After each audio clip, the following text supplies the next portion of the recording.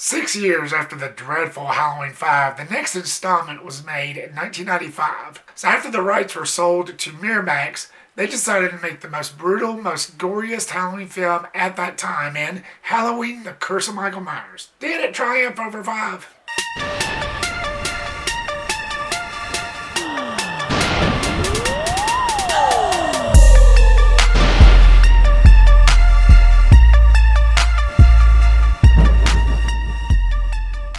What's up, everybody, and welcome back to my Halloween film series review. We are one step closer to Halloween Ends, and if you have not checked those out yet, I have the reviews for the first 5 down in the description below, so check those out when you can. 6 years has passed since Michael's reign of terror. Once again, the small town of Haddonfield runs red with blood as Michael slices and dices, only this time there are other things much sinister at play.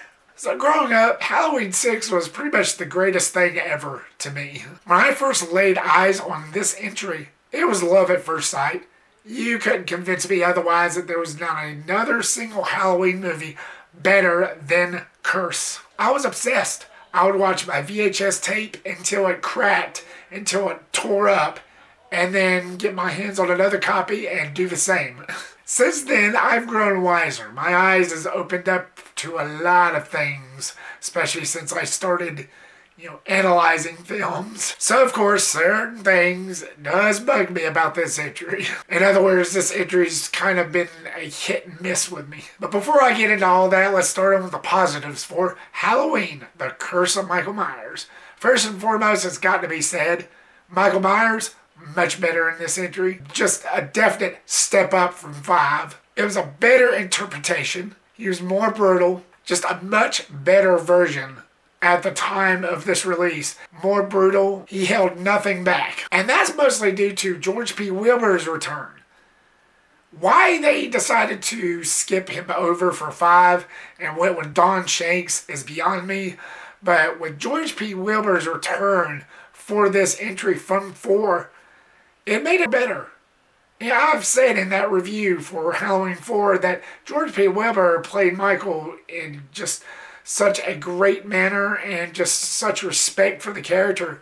So when he returned for Halloween 6, I was happy. Just put it that way, I was happy. It might have been a little better if they'd have just stuck with George P. Wilbur for 5. May not have changed the outcome too much, but maybe just tad. I'm grateful that he wasn't in 5 because it would have been a total disrespect for the actor himself. So, of course, whenever they got to Curse, I'm glad that I found out that they brought him back for this. And I am grateful. It really saved the character for me.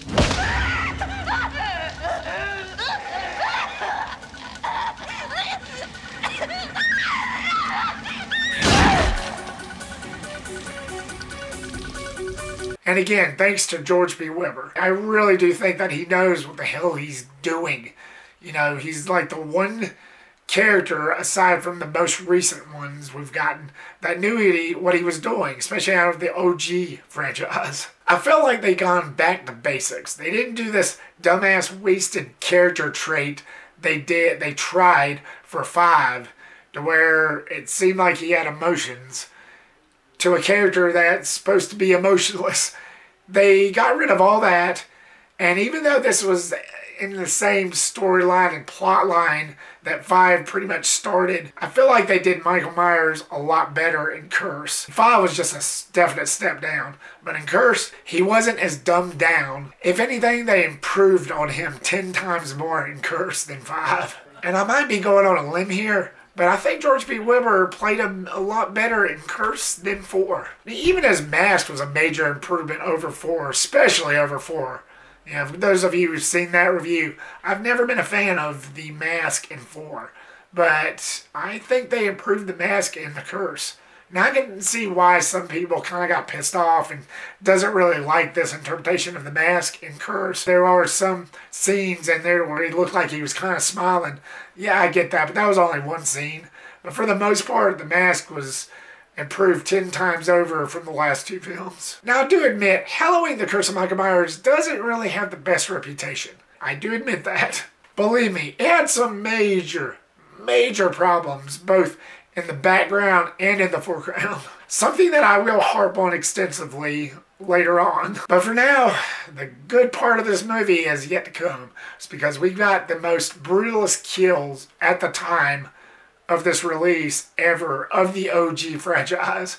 There was some great carnage candy in this. For all you gore hounds, you will definitely be satisfied. And growing up, I've always pegged this to be like one of the most brutalist out of the Halloween franchise. That was before Rob Zombie came along, of course. But out of the OG franchise, this one is always the most brutalist to me. You got this whole barn scene at the beginning to where when Michael finally catches up to Jamie, he pushes her in this grinder. I don't know what it was. I looked it up.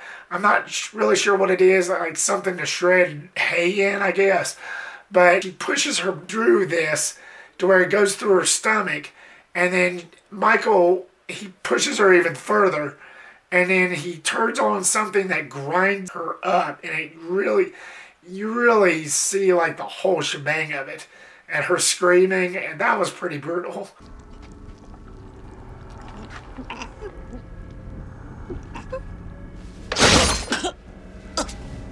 I mean, that was the first time in this franchise that I kind of had to turn away as a kid.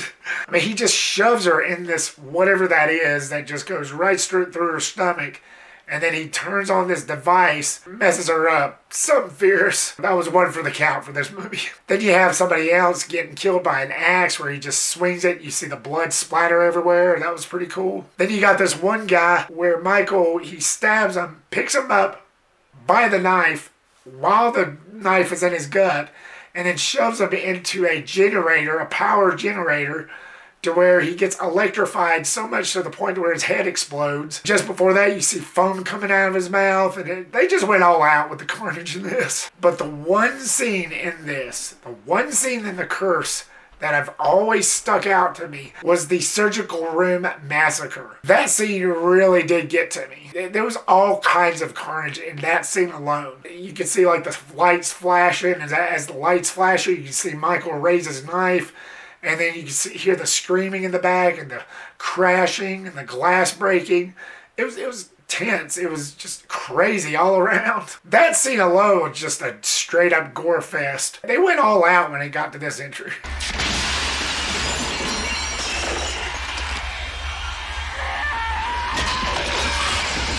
Kills were awesome, much improved from 5. And that's a fact. Michael just went all out. He was just full on Michael. Michael was Michael in this. He wasn't a panty waist like he was in the last. He was Michael in this.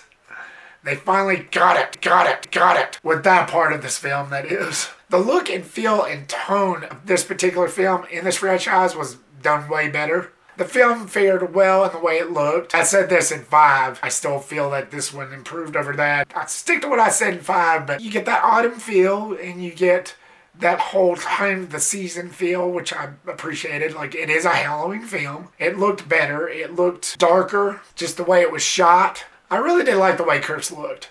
And though the one thing that will differ from 5 is the lighting. How much I hated the way the lighting looked in 5. They improved on that as well in this. It was much better handled. Dark scenes was actually done right. Going back to the barn scene where he catches up to Jamie and kills her, the lighting in that was done in a way that was majorly different from what the barn scene in 5 was. The barn scene in Curse was done in such a way to where, okay, you could see Michael, you know he was there, but the lighting was better. You know, it was done in a way to where, okay, you don't know exactly where he was. They didn't give a crap in 5. But in Curse, especially with the barn scene in Curse, they actually done it better. It was done better, it looked better, and you just didn't know where Michael was going to pop out at. And when he did, it was just, it's just much better in 6, and I just felt like that they knew that what the hell they were doing. A lot better in this than 5.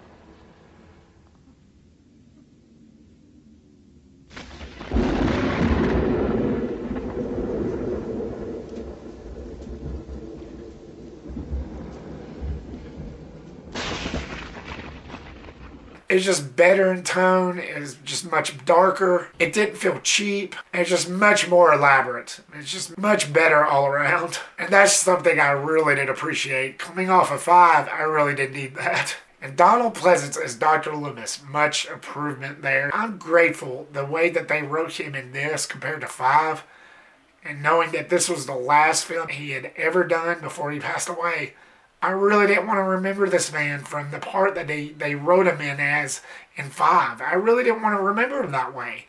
So I'm grateful that he was able to come back to do at least one more of these things. A major improvement on the character himself than what he was in 5. And I'm so grateful because, again, this was the last movie he did before he passed away. I respect that character again because of the way he was written in The Curse. He wasn't in it as much, but I'm glad the way they wrote him in this film was better, I think, anyway. Though he still doesn't quite measure up to how he was in the first 4, in the first 2 and 4.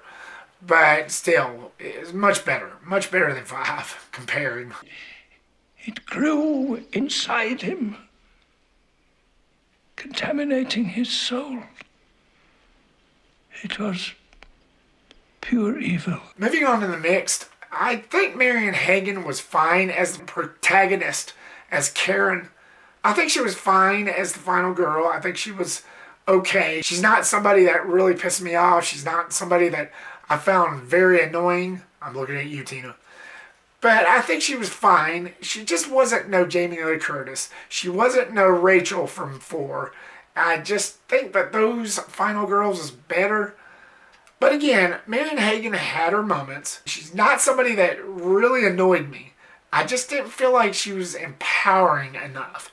She just didn't give out that vibe that I was so used to that Jamie Lee Curtis showed, or Ellie Cornell. She wasn't the greatest final girl, but again, Marianne Hagan, she had her moments. She just felt a little bland, but again, I didn't mind her. Moving on to my negatives, and this was actually kind of brought up in 5 in passing, with the whole thorn symbol on Michael's wrist, and the man in black. You get to find out who he is. Who is, interestingly enough, little fun fact here, is the same guy that Dr. Loomis was arguing with about Michael driving and all that in the original. That's him.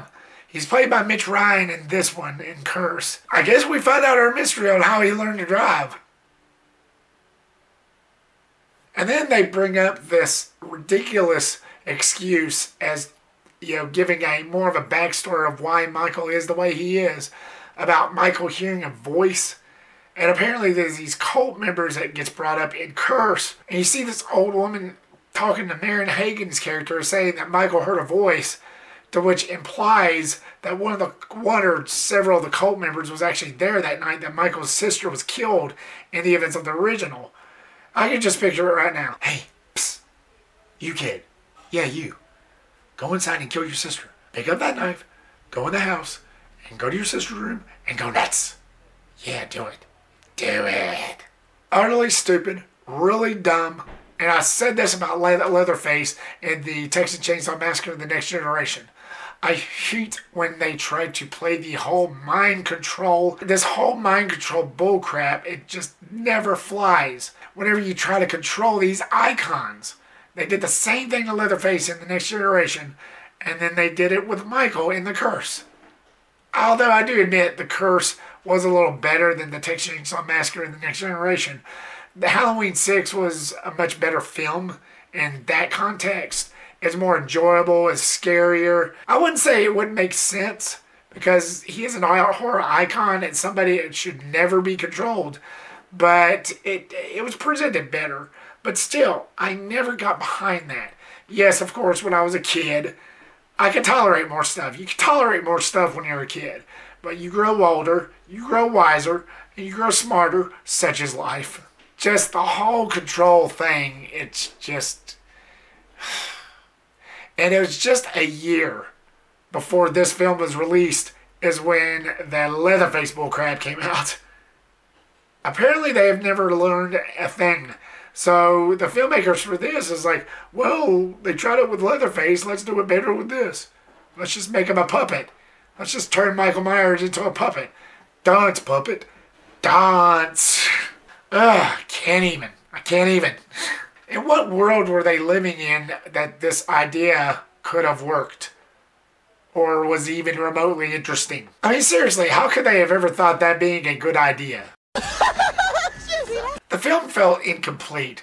Now, they filmed a couple endings that audiences hated, so they had to reshoot, but with the passing of Donald Pleasence, because they needed him, they were left with like 20 minutes of unused footage, and it just made the film felt very crammed and incomplete and incomprehensible. By the end of it, you're left with a big old fat question mark. You're left wondering, what? Did that just happen? I mean, seriously, did that just happen? What the hell just happened? It leaves you with a big fat question mark, and it leaves you just wondering. Because, like, things happened by the end of this. Like, they filmed the one scene for the producer's cut that audiences hated, so they had to reshoot it, but the theatrical cut, it didn't really make it any better, but in full discrepancy, I do prefer the theatrical cut's ending, but still, it kind of leaves you wondering, what were they trying to say? What were they trying to do? What were they trying to show us? And it just leaves you disappointed.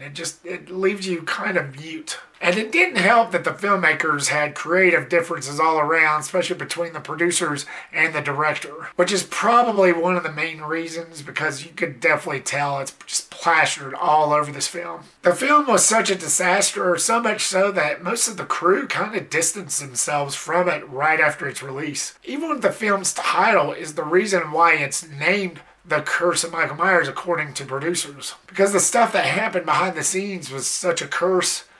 Apparently that's where the name came from. So, yeah, look it up. It's on IMDb.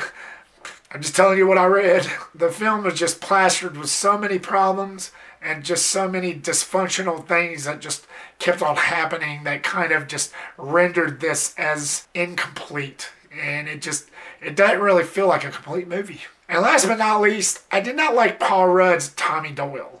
Tommy Doyle, who was a character as a kid in the original that Laurie was babysitting, one of the ones that survived. I did not like Paul Rudd's portrayal. Now, don't get me wrong, I like him as an actor. I liked him in other stuff. But Paul Rudd as Tommy Doyle, he kind of dropped the ball. He just came off as a creep and stalkerish and just someone I never really cared for. He didn't really show that much emotions. And he was just blank throughout the whole entire movie. I just never really cared for him. They wanted Brian Andrews, who was the kid in the original film, to come back, but he didn't have no agent, so there was no way in contacting him, so they had to settle for Paul Rudd. Again, no offense. But in the end, guys, the film was fine. Sure, it had an onslaught of problems, but admittedly, it was way better than 5. It definitely had its merits, so just be on the fence. So Halloween, The Curse of Michael Myers, what was your thoughts on it? Were you a fan? Did this one win you over at all? Or was this one just not for you? Leave me a comment down below and give me your thoughts. Thank you so much, guys, for watching this video. I really do appreciate it. Like, subscribe, comment, and share the big 4. Make sure to click that bell icon so you don't miss a thing, and I will see you on the next one. Peace.